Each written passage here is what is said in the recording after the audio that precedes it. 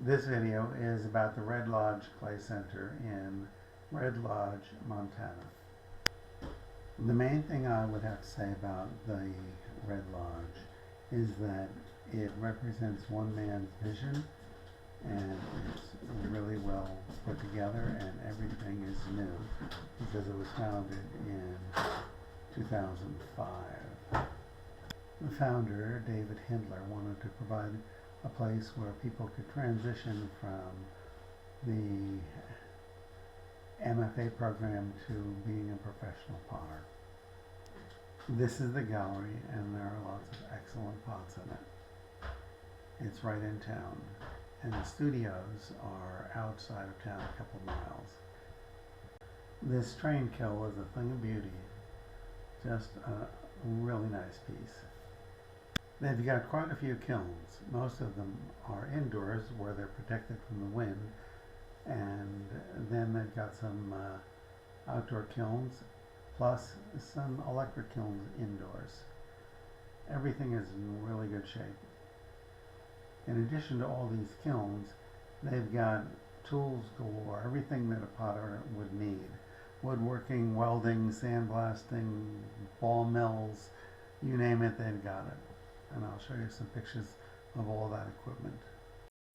Chop saw, table saw, belt sanders, air purifiers, hand tools, table saw, air purifier, raw materials, forklift, glaze mixing area, lots of tables and tools and buckets, lots of oxides on the back wall. Over here is a sandblaster and a brick saw, ball mill, and a spray booth. And here's a sandblaster again, and a cylinder clay mixer, shelving. Ooh, this would be an awesome place to work, and a photography studio. These studios belong to the residents.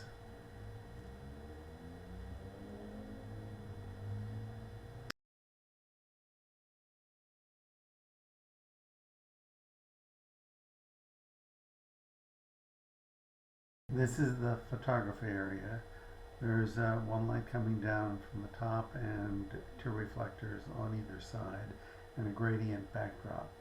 Next is one of the kill sheds.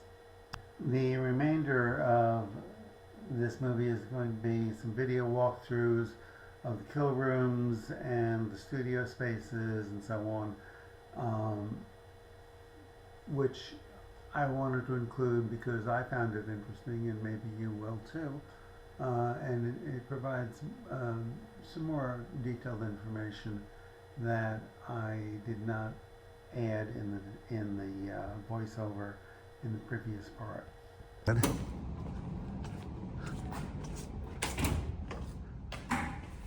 So we've got about a 16 cubic foot soda kiln here and a reduction kiln here. Very nice. And you got your burners back here.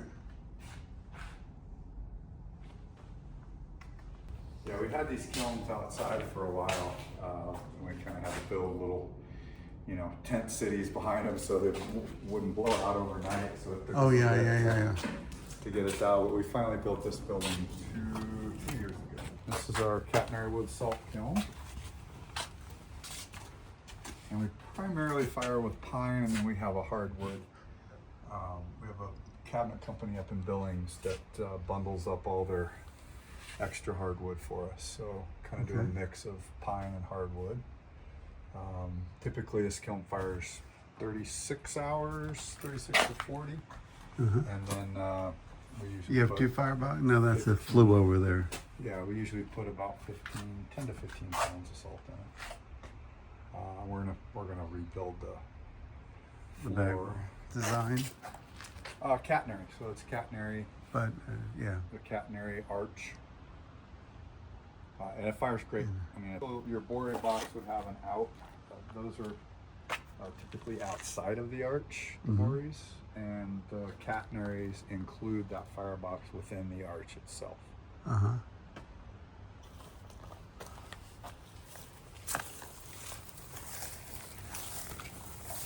And then I'll take you and show you where the resident workspaces are. So what are these pipe things sticking out?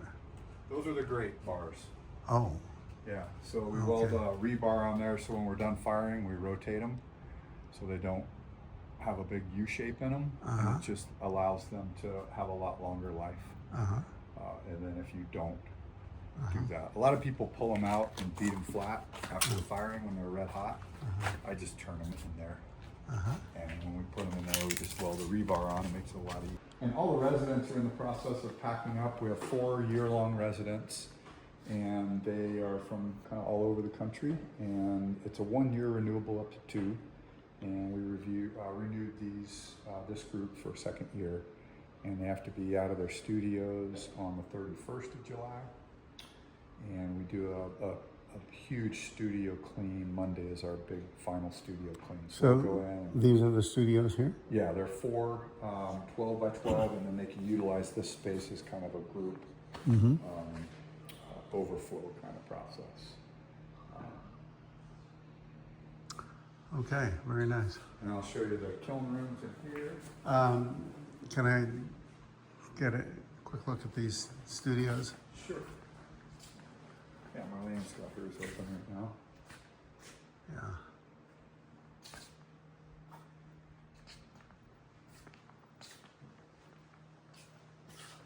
And this is my studio in here.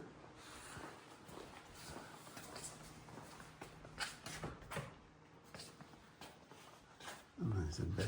And then the room out on the other side of the window is our short-term studio space. So we do short-term residencies anywhere from 2 weeks to 3 months. And those are a paid residency. They pay a daily residency fee for studio access and housing. And then they're responsible for all of their daily living expenses, etc.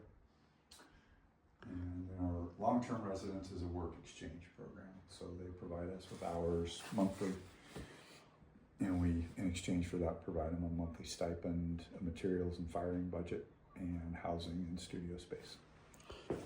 Do you have anything that you term interns? We don't.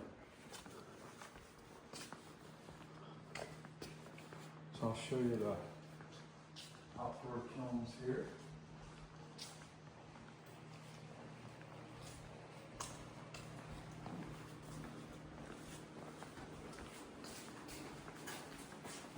For all of our kiln sign-up sheets, sign-up calendars.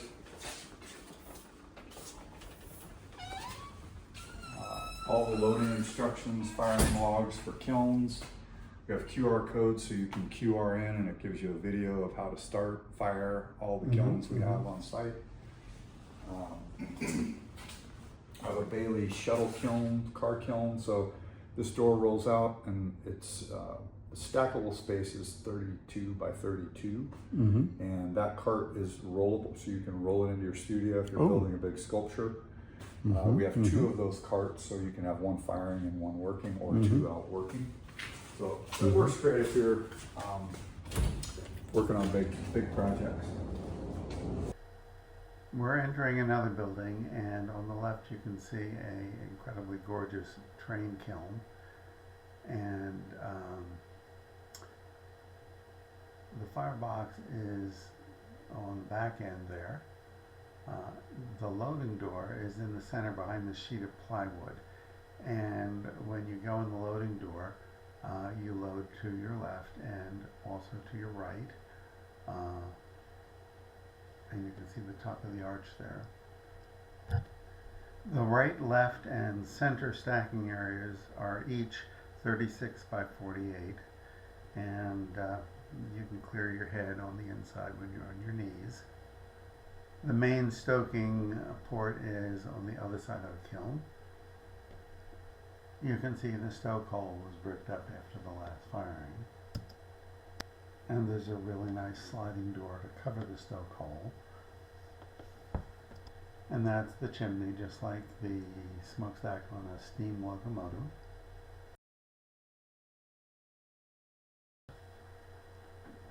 So now we're back in the studio area.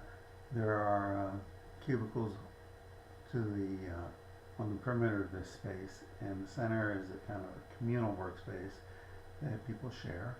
And there's a little lunchroom tucked off to the side, and more studios in the back for short-term residents. There are 4 short-term residents and 4 long-term residents.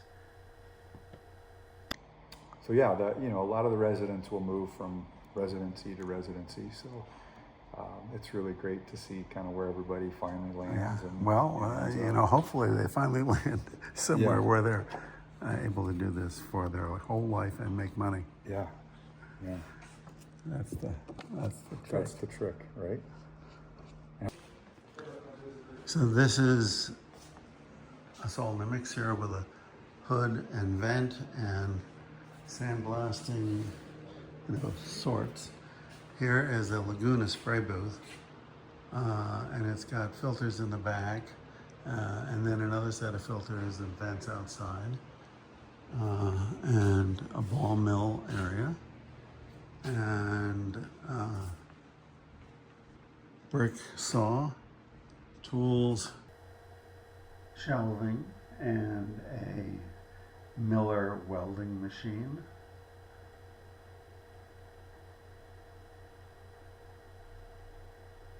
And lots of hand tools and wrenches and so on.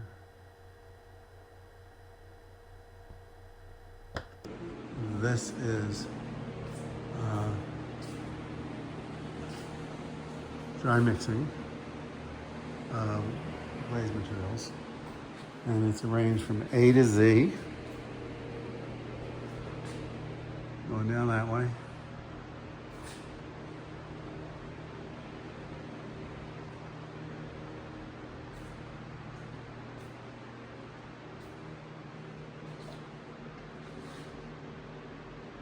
Let's take a look at their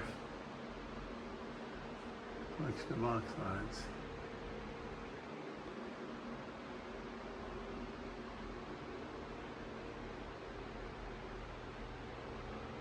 Wow. Very nice.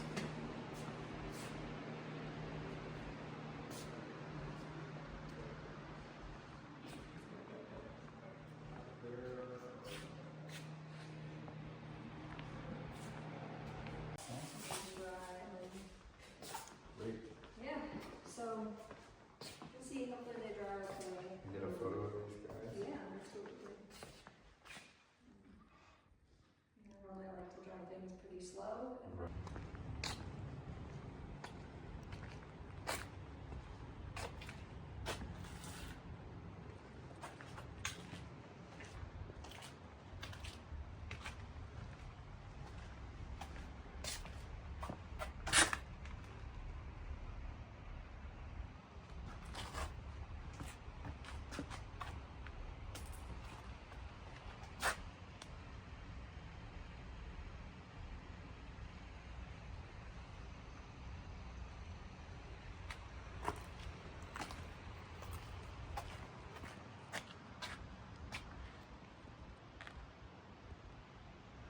This has 2 dampers.